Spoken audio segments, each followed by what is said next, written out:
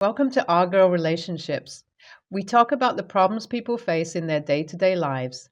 Let's start with the video. So, from the first day that I met my future mother in law, we rubbed each other the wrong way. It wasn't anything I did or anything that she said, it's just that our vibes didn't match. And we knew from the first moment that it's going to be a difficult relationship. Honestly, I didn't even care because I have to spend my life with my fiance and not his mother. For all I cared, she might not even be in the picture at all. That's why the first time we met, I go through the whole meeting somehow and vow to avoid her at all costs. But sometimes avoiding isn't all that easy, especially when you're getting married and need to talk to your families. So obviously, I knew at some point I had to face her. So me and my fiance decided to host a family dinner with both our parents present so everyone can get to know each other. We invited them all on a Sunday, and I mentally prepared myself to face two moms. My own mom can be very difficult at times, and to think I have to deal with my fiance's mom too was a little too much, but I did my best. So they all arrived, and from the get go, it was a tense atmosphere. Thankfully, our dads were easygoing and easily tackled the situation and steer the conversation to a safe topic where no knives would be thrown. My fiance also got the hint and started talking about unimportant stuff. But soon, my mom, who was trying to get me alone all night, finally decided that she had to take a direct approach if she wanted to get me to talk to her. At the dinner table, she pointedly called me out and asked me what are my plans about the wedding and if I've decided on a date. Oh God, I was trying so hard to avoid the wedding talk, and her first question just brought it on. I told her we haven't decided anything, and she went on to say that I should hurry now, that I found a person who's willing to marry me. Now, I'm not such a bad person. In fact, I'm perfectly content and confident with how my life has turned out to be. I'm good looking, I have a good education, and I even have work experience that could get me to land a decent job if I wanted to work. But the thing is that I quit my last job as the lead editor in a publishing company. I wanted to be a writer. I wanted to focus on researching for the setting of my book.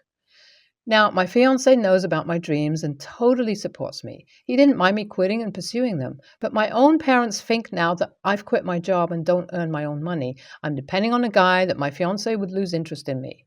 So when my mom said I should hurry up and tie the knot, that got on my nerves, and I just got up and left. I stormed off outside to the pool. A while later, my to be mother in law approached me and stood with me silently. I told her if she has anything to say, she should just get it over with because we both know we can't stand each other's company and there's no point in pretending otherwise. My mother in law then stares at me and tells me that I should learn to respect my elders. She said I am nothing but a spoiled little brat who even barks at her own parents. She told me that she doesn't know how her son could love a worthless person like me who can't even keep a job. Now, I could have told her a lot of things right there, starting with a few choice words and how she doesn't know anything about my relationship with her son, but I chose to just silently seethe. Worthless? Seriously? Just because she was content with being a food critic all her life and didn't think of doing anything else, she expects me to stick to mainstream jobs and not follow my dreams? I decided I'll have to do something to get back at her. After a few weeks of that disastrous family dinner, I talked to my husband and told him we should take our parents separately to their favorite restaurants and properly make up for that horrible evening. He agreed while having no idea what I was thinking. We then took my parents-in-law to my mother-in-law's favorite restaurant. I had a whole plan set up. I knew my mother-in-law well, and I knew she'd never pass on an opportunity to criticize me or tell me how I'm so lucky to have her son in my life. When we settled down and gave our orders, I told my to-be father-in-law that we'd been thinking of having an autumn wedding. I'd like to have an outdoor wedding with fallen brown leaves and as our backdrop. My mother-in-law then quickly jumped in the conversation saying how that's a bad idea and she didn't expect anything better from me. I was pissed already, so it didn't take much to set me off and I went all out. I started to tell her how I don't really care about her opinion and that she can keep her opinions to herself as they hold no value for me. Boy, was she shocked. She started telling me how I have learned no manner in all my life and that her son would be better off breaking this whole thing. Then I specifically said things to egg her on, and she took the bait. Soon she fully went off her rocker, and the whole restaurant was paying attention to our shouting match. I also got everything that was bothering me out of my system. My fiance tried to calm me down, but I had a purpose in my mind, and I wasn't about to stop. My to be mother in law at that time got violent and knocked a wine glass down. The restaurant manager came running at this point, as she was a regular as well as a food critic. He knew her well. But he also had a job to do, so initially he looked to be struggling, but witnessing us damaging the property got him moving. He asked my father in law and my fiance to get us to leave the restaurant. Finally, when I got quiet for a few minutes, my mother in law also calmed down enough to realize what had happened. The manager saw us out personally and informed us that he doesn't have a choice and that we are all banned from the restaurant as it is their policy, and he can't bend the rules even for a critic. That was my goal from the start, and seeing the look on mother in law's face after she realized what just happened was the most satisfying thing. She was so pissed off at that point that she couldn't even string up sentences together to express herself. She just left seething in rage, and I finally left with my fiance.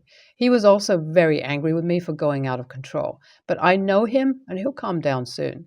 I know you all are going to think that I'm an a-hole and that I took it too far, but I swear to you, God, you don't know my mother in law. Merely telling the incident isn't the same as listening to her tone or suffering under her critical gaze. I'm not this kind of person normally, but as this concerned my whole life, I had to make a stand before things got worse. Just try to put yourself in my shoes and then tell me, do you really think I'm the real a-hole here? Should I have just left the matter alone and suffered even after getting married? I mean, it's not like I can ask my husband to cut all ties with her. Would you have done things differently in my place? My wedding is in 2 weeks. Most of the preparation is done, but last night my fiance asked me to do something for him, and if I can sincerely do it, he said he'll be really thankful. He asked me to make up with his mother, as we both are really important women in his life, and he doesn't want to be split between us all his life. His request wasn't unreasonable, so I told him I'll think about it. After a lot of thought, I've decided that I should really talk to my mother in law, as it'll just make a lot of things easier and save a lot of my energy. I'm going to meet her this evening, so I'll update here once we talk. Honestly, I don't know what I was thinking. Maybe I didn't want to believe people can change, or maybe I wanted to always justify my past actions. Either way, I was fully prepared for another meeting that was going to end in disaster, but my mother-in-law and her actions fully surprised me. We went to an evening cafe and ordered our drinks. I started the conversation by being upfront and straight with her. I told her that if it was up to me, I'd never meet her on my own volition. But as my life is soon going to be connected with her son permanently, and that means she'll be a part of it, I needed to do this. I told her that my fiance was the one to wish that we make up, but upon thinking, I also think it's wise for us to accept each other the way we are, and the fact that we'd never see eye to eye on many things. But it's also a wise move if we can put everything aside and find a way to be in the same room without it ending in a fighting match. I didn't expect her to agree with me. I was more or less expecting her to say something along the lines of how she would never accept such a worthless person like me in her life. So when she said that she also thinks the same and is willing to work with me for the sake of her son, I was completely shocked. And then I realized something else. This person right there is not just my mother-in-law. She's someone's mom. She also has emotions, and she doesn't just trample on every little bug. Maybe that is what made it a little easier for me to talk to her. She's human, and it's fine for her to have her own opinions. We finally came to an agreement to try our best to give each other freedom of being a different spirit than ourselves, and we keep our distance in matters that don't directly affect us. I promise her that I'll spend the holidays with her and maybe even call her sometimes. We finally were able to have our first chat without it ending in a screaming match. Hopefully, things don't get worse for the sake of the person we both love. We can be humane to each other. YTA. Oh my God, what kind of person publicly humiliates their whole family just for the sake of petty revenge?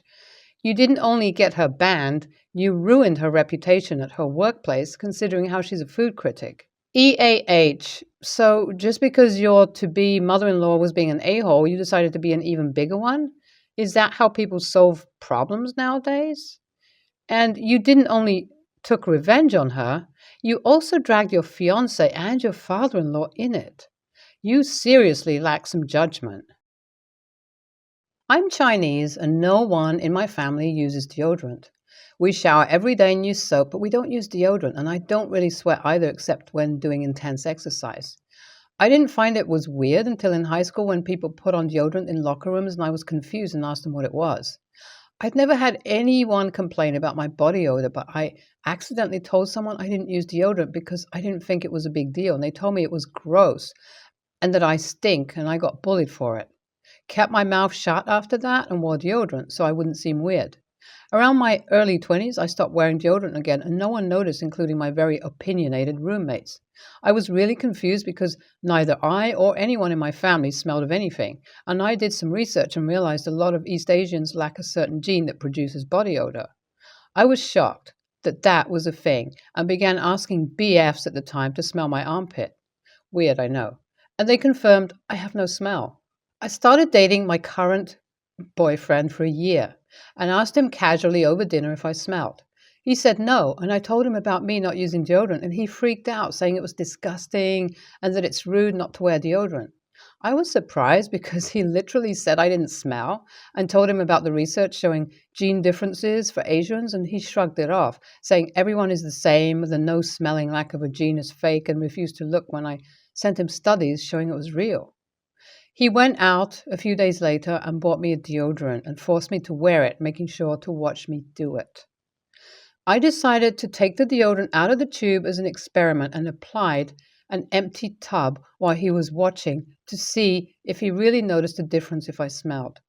After a week, I asked him how I smelled, and he said, "Great."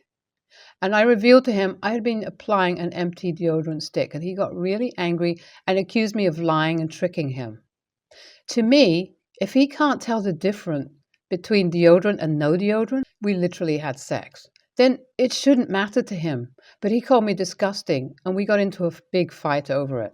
NTA, but it's a good thing this has happened because your boyfriend has shown his true colors as a controlling a-hole. Forcing you to apply deodorant while he watches to make sure you've done so is very WTF. You should break up with him. NTA can confirm my wife is from East Asia and she never has needed deodorant. In fact, she doesn't really sweat at all. Also, in her home country, deodorant is kind of a pain to find. What they have is super small and no odor. Really, only antiperspirant. The smell most people have is that of their fabric softener. That said, not everyone in East Asia has this genetic thing, but also deodorant use isn't really a thing in the culture, so there are some people you may sit near on the train who really should use some deodorant, but don't.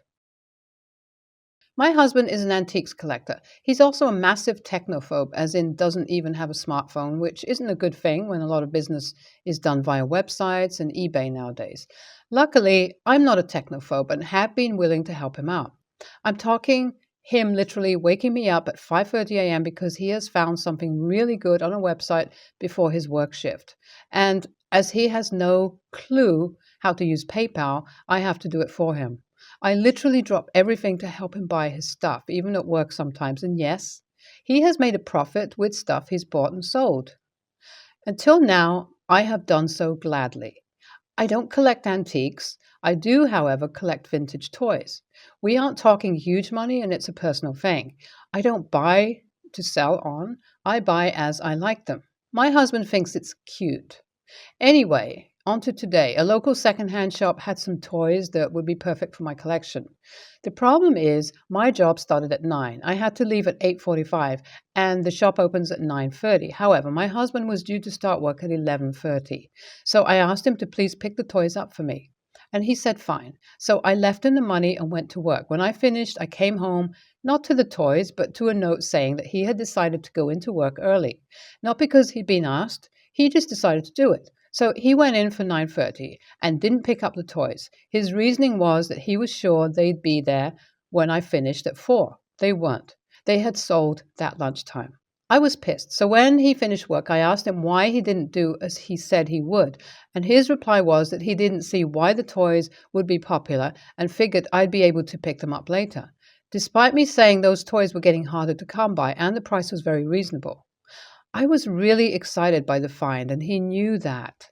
The shop is literally round the corner from our house, by the way, and it's literally a few minutes' walk from his work, whereas mine is a 15-minute drive each way. He then said my collection is silly, whereas his isn't, and I should Get over it. And he makes more from his hobby. He also works longer hours than me, though the reason for that is I had to cut down on work due to disability. I used to earn more than him until around 4 years ago. It also took a while to get my money back from him. So I told him from now on, he can figure out eBay and PayPal and websites on his own, and I was done helping him, as the one thing he said he would help me, he went back on. He's now saying I'm being petty, as his hobby is worth more than mine. AITA? NTA sounds like weaponized incompetence to me. He's an adult. He can figure out those sites on his own if his hobby is supposedly that important. And maybe it's petty, but I would have done the same thing. If he is not willing to help you with minimal time commitment, you already paid him, etc., then why should you have to help him?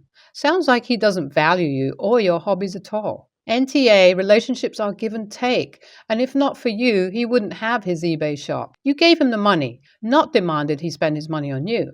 Then he withheld returning your money to you. eBaying things can take hours to do. You asked him for mere minutes of his time in comparison.